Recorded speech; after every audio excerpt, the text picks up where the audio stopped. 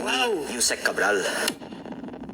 Opisina ni Yusek Cabral ang may pinakamaraming impormasyon tungkol sa DPWH budget.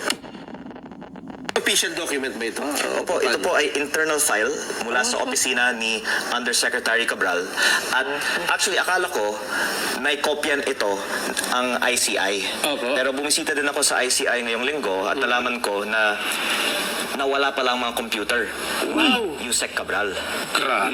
Kaya para malaman natin ang mga proponent ng mga insertion sa budget, maganda sana kung ibigay ng DPWH sa ICI ang files ni former Yusek Cabral.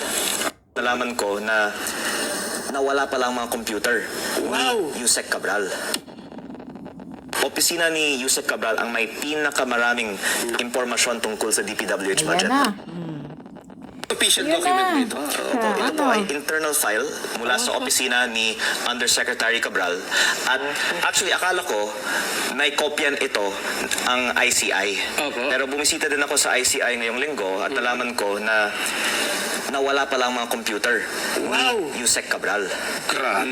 Kaya para malaman natin ang mga proponent ng mga insertion sa budget, maganda sana kung ibigay ng DPWH sa ICI ang files ni former Yusek Cabral.